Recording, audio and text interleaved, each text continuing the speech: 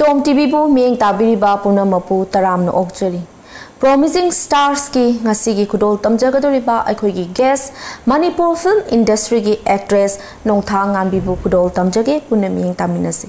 Aha memaktada Nongthanganbi bu Tom TV ki maike degi taram no okjari. Aina su thagatjaba phongtoksari. Nongthanganbi akhoi je guest khudingi de dum hangjai hangdabasu yade Kalami amamam ngata oibanina Nongthanganbi se khoina de loi khangjare adubu Nongthanganbi gi pongna phamlamdam ima bai mi isinau kya sugi habisi han thambi aigi mama gi mingna Romita aduga aigi baba gi mingna Ratan Kumar aduga aise khurai kongpal sarjo lekai degini ado khoi chinau mari nupi ngata aina ni shuba ani shubane ba ko yai mane ba Nongthanganbi se yai mane am singamani yam jam singai ne ba ko alamana habibada yam nungai je makha tajar poina Nongthanganbi se sagi jahi kya degi akhoi art kilam zakhong thangjan bi rakhi haidi akhoi na tajabada child artist oina su hor khena tajai ado isai jahi kya deino tham jahi se dum kana jahi se kya jahi tare mukshurabra kyan tad adung kanda aise child artist oina angang saraga yaure adudagi khara le kanda adum phana kuibu dum lepe aduga 2012 fadaida documentary ma kumme adagi di adum aise khara adum lepaga mamang sahidi khara phajana torong ke thama au chala te sona kumbi ki ba fundo adum tang mayam da thambira ma ningsing jana ba khoi mayam tali play ne hai tare adala from do mama macha do na ka okay mama macha ka we ba mama sna kanana sabi ki ba Mama se Gayatri na saye ba ko do ai se Brahmin hadi angang mai machan pi sabado na taba side role hai tar su gai de adu dei hor khib ne adu isana pamjana ahalamana hai gi bedaira na traga isana pamjaraga ai se dum isana shu hana dagi dum jagoi gumba dum sarak pa gi angang oi ngai dagi dum pam sei ba aduga akhoi pupu ama laye pupu sasina mana haziki script se mana iba haziki mama macha do haise ada mana sum ai jagoi nu pamza baduda mana yawona yawhan khibane ba yam noi je Nongthanganbi da hang do khoin hang jaga do wa mayam mayam su lejari ko adi yam na khangning ba adam masi puna maki mamang da akhoi viewers sing sina Nongthanganbi ne acting am tang ta ulok da hani yeng ngam doi ne ba acting am tang khoi viewers sing sidam ta khudol tambi ai gi maram chanu hariba film master gi ai se adung kan dai se mama oira bane hanora bane do ai chanu pasina police na phagra ba film the character si da character sai se anga mama oira bane ba ai gumba ai ngon hen chaw ba ma ai san pa oi ne ba adugi da phagi bai matang sai tawjage na khoi kanam ta na icha bolok thopa sakan ai na chatlaga lok thokani aduga Alex kanagi machano haibado ai na me pom khudi makta khangan gani kari hatba hat ke haragadi na tulam bayadra kaigi ai thamoida asu haba polo puhan bano Nongthanganbi sa si angang su oi ri ko angang oi na mama amagi character sao harakpada Nongthanganbi da kai phaubi ki ai se ahambada ai sum angang oiza bani na ai sum maloi na zu khale duka khoi gi aziki se gi direction pibiriba oza bis gupta sina zu dum mas angang oi mali na di hai bangba da ai so ai dum hona zagi dum hai dum ngam gadra khot gadra so hange ba ko duga ai se sigi mama oirak pagi oi anghan mama mo oira kanda kamai na ngang gani hai base mama induna ai se class kaloraga ai se takpi ba yam phazai adumak khoi mama amagi character changsalu robanina mama dugi character du da manuna ba hona bi rakpado madumak adum akhoina usaba phangi mama mapum pha ba mama moin usaba su phangi thagat chei haningai leitana mau suna tamnina mama haidu ne ba phawjari se adu matam da isa da thamoi da kai phawbi ge wai du dialogue to haiba matam da I say sigi hauji aina tawbadudi kaya malam do suman re khangde ba ko adugi matam sa ai se hana script su hana pai aduga ai se han oira bane ai se mama ama oira bane je ai matam do da ju san gi da ko ai se han gi tap ta tum khalle wa khan ge je mane ai de khoina wa khan ji da ꯆꯨꯗ꯭ꯔꯒꯗꯤ ꯑꯩꯈꯣꯏꯅ ꯇꯧꯗꯣꯏꯕ ꯑꯦꯛꯇꯤꯡꯗꯣ ꯃꯄꯨꯡ ꯐꯥꯅ ꯐꯨꯗꯣꯛꯄ ꯉꯝꯃꯣꯏꯗꯕꯅꯤꯅ ꯆꯨꯖꯔꯤꯅꯦ ꯑꯗꯨ ꯆꯨꯕ ꯉꯝꯕꯗꯨꯅꯤꯀꯣ ꯑꯥꯔꯇꯤꯁꯀꯤ ꯈ꯭ꯋꯥꯏꯗꯒꯤ ꯆꯥꯎꯔꯕ ꯒꯨꯟꯁꯦ ꯊꯥꯒꯠꯆꯩ ꯑꯗꯨꯃꯛꯁꯨ ꯌꯥꯎꯕ ꯑꯣꯏꯕꯤꯔꯝꯕꯁꯦ ꯌꯥꯝ ꯊꯤꯅ ꯊꯥꯒꯠꯆꯩ ꯅꯨꯡꯉꯥꯏꯖꯕ ꯐꯥꯎꯖꯩ ꯃꯈꯥ ꯆꯠꯊꯁꯔꯛꯄ ꯑꯣꯏꯅ ꯅꯣꯡꯊꯥꯡꯉꯥꯟꯕꯤ ꯍꯧꯖꯤꯛ ꯍꯧꯖꯤꯛꯁꯦ ꯑꯩꯈꯣꯏ ꯐꯤल्मꯁꯦ ꯑꯅꯧꯕ shooting da hujik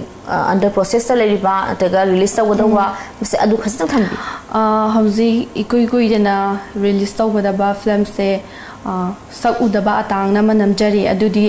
hujik tawri loi salaktre 80% mukti loire aduga itaira ipuroi brana sisna hana meki sisna hana phongtok haidi release tawdam neba Sizu kaigumba producer gi kainoma haidi khudong sadabani khangdi kainoma lai gibadagi sigisina kona number di adu 80% loire adu tampha mani na ama sidi koi dana number loigre yam nungaijai ado Nongthanganbi akhoi gi Manipur film si Nongthanganbi oina pi ngai degi adum leire ko hoi angau ngai degi adum ure ado Nongthanganbi wakhan dadi aise karam hero ga amtang paragadi kaina paning ba phau bi se karam ba do kainone aise dum angang oi ngai degi dum haidi kaiku ho yambung kaiku ho dagukul hoi se pamjare ba dum khangbra ado pa bai se inspector yo hen batu da isai ama yawe adu da haidi yambung kaiku ka pa ba ma adegi dagukul gai maram chanu da pa sine haidi pi ngai de khanjara success oi ba do adu da phaubi rang ba do yam nuai je makha ta jara poina Nongthanganbi de ko khoina yamna kupna hena khoina khangjani se award khara sum phangbi gi haina sum ta jai ko ada outside ta su ado madu sing adu mathang khastang thambi ye award se khoi gi Manipur state level gi as nominee changjare best actor female gi doi laibak thi bai gadra ai gi ek se yaw da bai gadra dumadi ai ta hodre aduga northeast ki zu nominee change aduga adusu khasi nu pi na ta thokre nominee chang bhai base kari gumba khara di yaw do na changini ta bo ta da bhai bu na koina ninghana basu yade aduna ta draga su koi mipum khudi ma ki thamoi bu joy to ngamba asibuni khwaidigi artist amada khoi chen ga daw se na khanjai ai wakhal dadi an matung da Nongthanganbi bu khoi best actress mak tabo ibu ha bisu khoi tom tv mai kai di wish tawjari hoi su kan na hotna jaraga taba ngamna ba mathang haidi umtak la iba next year se sidai su kan na hotna jari yam nungai jai Nongthanganbi khoi ngasai kapagi sin oigre mamai rup to oigre adi pesabi imne phammi si ko address su khoi mamam gi dress na tabi mamam gi rup ta tawbigre ba adu je lesabi gi rup ta mu isai mu saktok se isai am tam khudol tambi Ningo thawai na tajaba jinglo lana lapa nungsiba nangbu nungsiruba thammoi se thank you sang sa ningi makhon ju phajai sur su tai ado kitang sang sa ga de khoi yam nuai ga dong ne matung da mo khoi sakpina ba haijarake asoi soi da sakphiro yam nuai je do Nongthanganbi se le sabi oi ri ko ado khoi Nongthanganbi gi khoi lepta na leijakra ba khanja ba ga di lebi khra bo na traga vacancy oi biri bro hazui maki oi na di leijadri anga oi koi yum pambai lambi se yamna watchari hajari ne ba mangdri hai tar mangdri ba adu de Nongthanganbi gi friends sing na Nongthanganbi da nukshi hairak pagi khudong chabdi dum bizari sira adum ai fan sing hai tar ai haji tholok te shungai ko du shu Facebook Instagram da gadum ai ngon de nushi ko lega hai ba do adum kashum ta ai kem ta hai adum hai di adum thina sungang di kem hai de bai mani am chumi khoi artist size ko artist na tawjari se mi bu nushi khoi bu nushi bi na ba pambi na ba ngaubi na ba ne bu hona jari se ta seng na makti aduna khoi ki fans sing du na nushi ani ngauje harak pada sawum thokte hai ga khajai thina chaira asu phana chaira asu thina chaira ga so khoi nushi ba gi ne kai ba khara soi ba gi ne ko makha nam nuai jai Nongthanganbi khoi huju future da ko kari ti plan to bi ge khan bi future da aina hazik film gi line da jangabanina aise yamna min yamna pamna ba yam tung koina chatpa artist ama adum oige na khanjari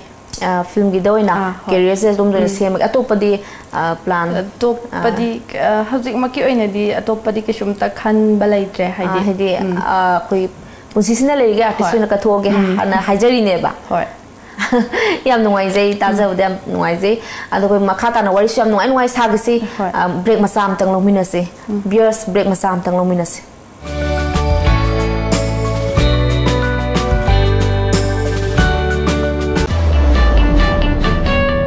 Welcome to SRM IST Delhi NCR Campus Ghaziabad, India's most trusted educational institute. Be a part of success and let's go ahead.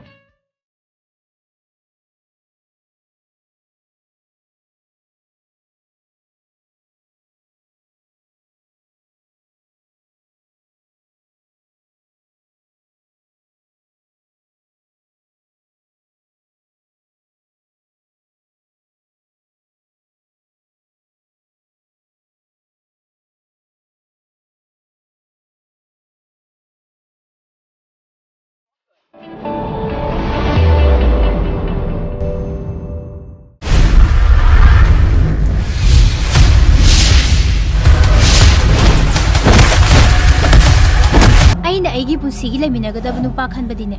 ai sage pamani mafam se program sobam nate ai isa nupi busu mangan ge na khan ai nang nuksi ai di nang nuksi de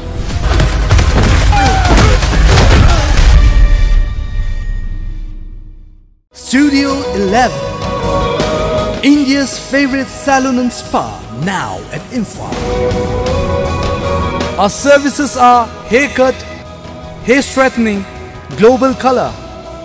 body spa, hair spa, waxing, threading, facial and treatment, hand and feet care, makeup.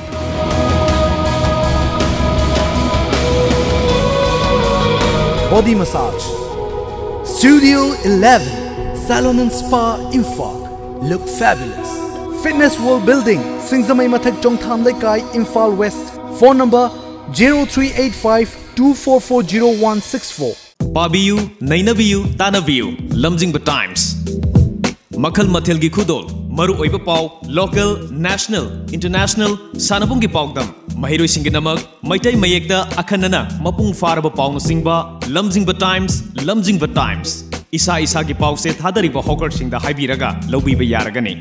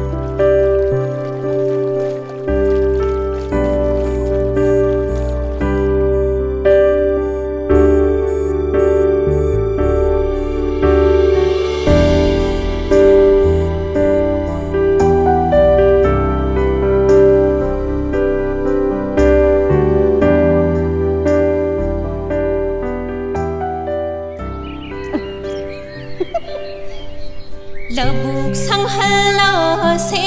sen thok lai han se Labuk sang hala se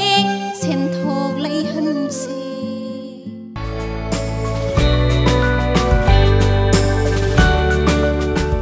Break ke matungda taram namu okcheri Nongthanganbi koi break sung ha potha minarure makha sitha jaboina Nongthanganbi na khoigi wakhal je senior artist sing sida ko akoi junior koi artist sing sida tahoning ba kari kai lebige manisu matang chana phongdok pi ho senior artist sing da di khoi aina hairu bagi itik lai zadre haidi senior artist sing amarom da hairaga dum loima phaiye ba ko phai haidi adum khoi haziki inkhala iba artist kai sidi khara kai haini isada ego like tabam aduga oza guru se phajana masakang na phajana chatlaga mina yamna kai haini bebar leba mi amoi hani junior na di kai tawam thu junior gi ne haise aina junior gi ne ba senior jing da di aina ta ubagi kano lai zadre ba junior sing sine ba mane am ai samak su ne ba yam nungoi jai makha satha jar poina khoi dialogue am tanga mu to minasi khar nungai bagi ko ada ina haijera ke dialogue se khoi yam romantic oi bagi dialogue mo to minase ai mama na bini na khanbiro adegi thangam bi se wakhalam da sum tarangam da lai ni ko ado haurasira ita je hanang marakti momon ta nok lai sibu kari gino ai se kanagumba magi wakhal sum khalamba ita se aina khaline hanak bar se kano mi to we na ado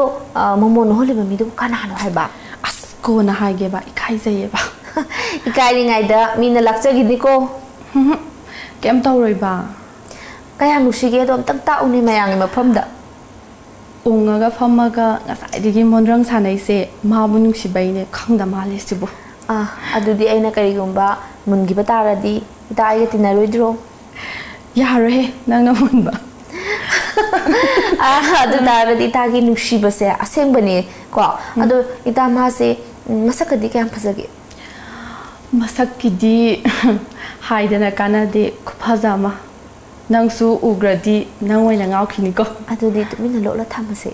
aduna ne hai doctor se thank you yam nungai smai nang ha koi wa he koi on the spot koi ba hak tang sum sa jalaga sana bani tang aina so khumak pada nungai jana bagi koi pizza bani hai tare ko cruise nungai jai makha chatha jar poina koi Nongthanganbi se hoji se wakhal ji da ko koi film ji da character amma khaki character amma kwai digi pamba character am khallona harak ta ga karamba characters na kwai pam ge koi actress ama oina aina ko pamja di kai haini khara dum thengau le ngau ga wa ga sitong dong ngang bagumba sa ba sai pamjai ba ado ai se mina haidi aingonda kaino to wona nek lak bagan sai dum ing tapi ngata dum moi ba ko ado ai sama ki oina di aina pamja ba se kai haini ngauri phari ga tora ga wa ga se dum pangang da ngang mo do adum ba character do ai yam pam se phangdan logi bu sui ai phangaga lakhi bu sui ai maramdi ai samaksu khoi kappaga nuai ta ba ba sum sai aina phatam yem ta ga sage ka hai ba pawe na saktu ka ka sa sa te ba na oi bai su khang dum leidana mane ado director sinte ki marak ta gi di khwai di nuai na loina jaba karam ba oi bi adum loi za guru director jing se loi phai loina loi nungai hai ta ade Nongthanganbi ki best friend akoi ki film star mak ki best friend di kana oi bi ge adum loi ma pi lakta loi ma adum tinai best friend hazina di loina mukti oi bi ade amatang ni ko adun aigi isagi best friend amam di masi haibda kai bisu thokte anu pi lakta gi best friend ama yawi bra ai se keno film gi site gi de rest me je resiga medaga na khara hena dina je atum ngai am ngai je ado khoi gi khwai de gi khoi sauning ba se kari oi bi ge aina sauning ba sa mayang khangong dam ni ko Nongthanganbi se di saw ka ni na chi hai ba jam saw thi hai ba wa hi se phajara su thi ra su phajai hai bi de pi de ngai de na ko ana viewers akoi Nongthanganbi na mayang gi thamoi bu joy da wa dom su laksa doini laksu lakli aduna Nongthanganbi bu nushi bi na support to bi na phajai hai ba hai se dom sina bi yam nungai se Nongthanganbi makha sa tha jara poina hojik matam gi khoi gi dress matang na laksa ge ko matam amada dress ki matang sida du ki matik khoi gi crisis jam thoi adi problem yam lei ai do's and don'ts me am khai do bi bani na koi khu mu thak te yo yai set pa ya de salwar set pa ya de me am ma khoi si madugi mayuk naraga awa ba madugi kaino se tum theng na lak chare hausi ti madu kitang thado adi means koi aya ba pi ba ra na khajei ba ko as kitang noi di senior artist amoi na khanjari ni mase kadai pha bu chungge aya ba lei rabra kamai to dress सेटपगी मतंग हायरगदी अखोइना मतंग मतंगी मतुंगिना अदुम सेटपीरगा लोइरे अदुगा सिदा हेन यामना होय का हेनबा ड्रेस दि अखोइजु कुसु सेट लोइबा खoi मैतै नुपी अमोइना ड्रेस कसुमता सेलो हाइदि मी सोरा चलुबदुदा आइना हेक्ता हाबे नंगा सेटला चलुबा याबा नतेबा अदु मतंग मतंगी मतुंगिना ड्रेस सेटपदा कैसु काइदेना खंजे अफब खलगदी लोइना फमिने हाइने अदे मी एंग चुमने एंग बिरगदी लोइना फजरिनेबको अन ड्रेस याम डिपेंड तौबसे अखोइ आर्टी लमदा लेजरीबदसु एक तौ मतमदा खुदोंथिबा मयाम फजबा मयाम कोई सुम सुम कनो तौजरेको याम नुंगाइजे येंबा याम नुंगाइरे हौजिति लोइना हुजी हुजी थोकलाइबा कोई एक्ट्रेस सिंगनसु अदे एक्टर सिंगनसु याम फ्री एंड फ्रैंकली अखोई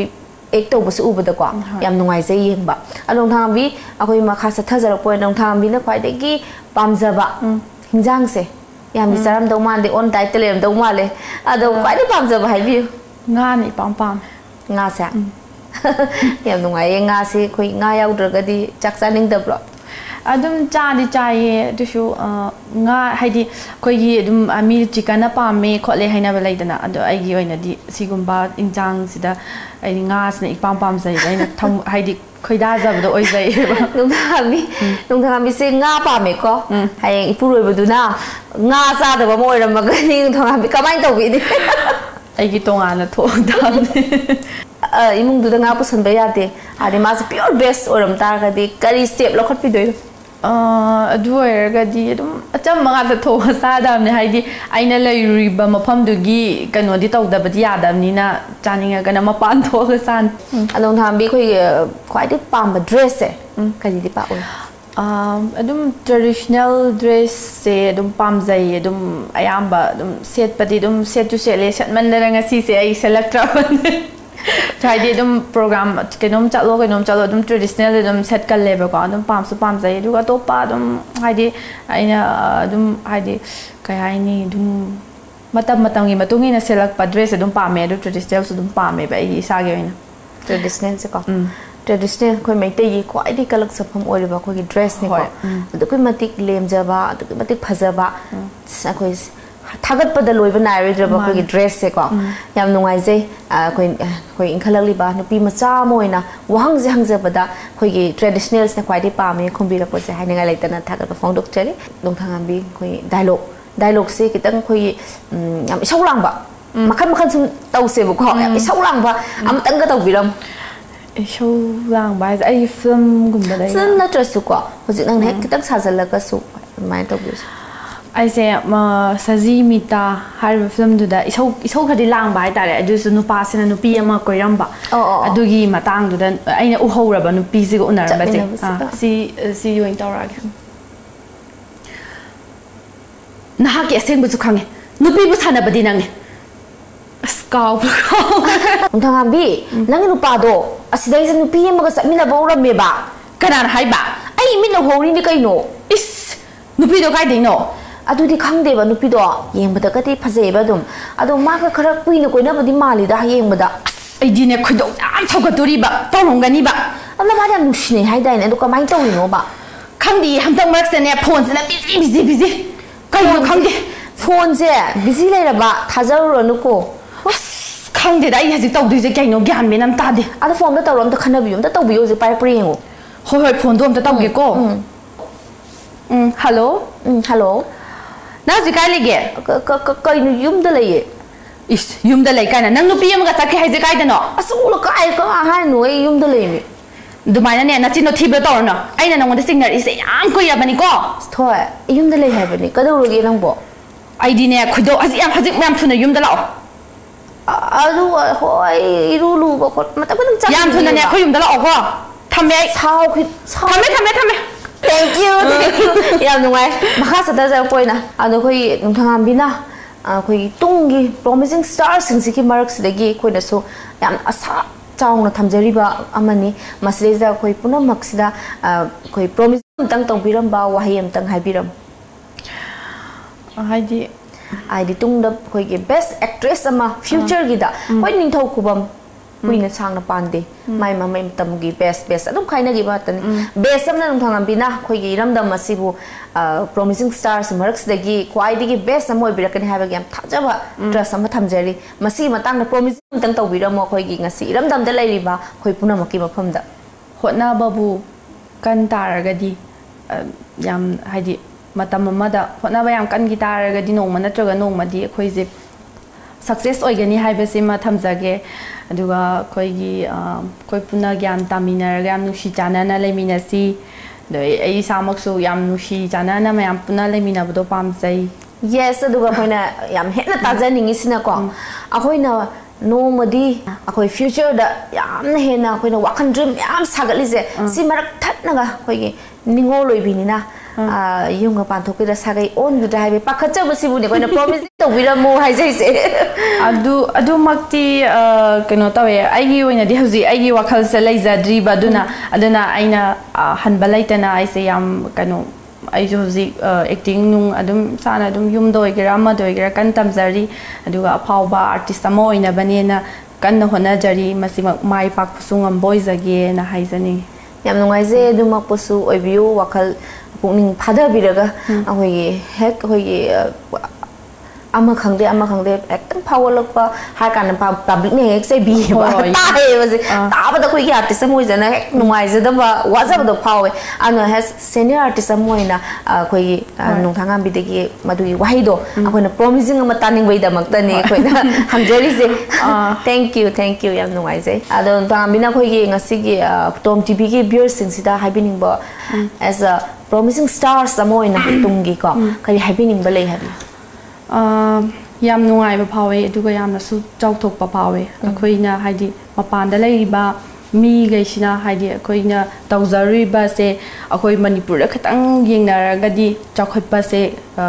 kya kananga moi duduna mam pulap oina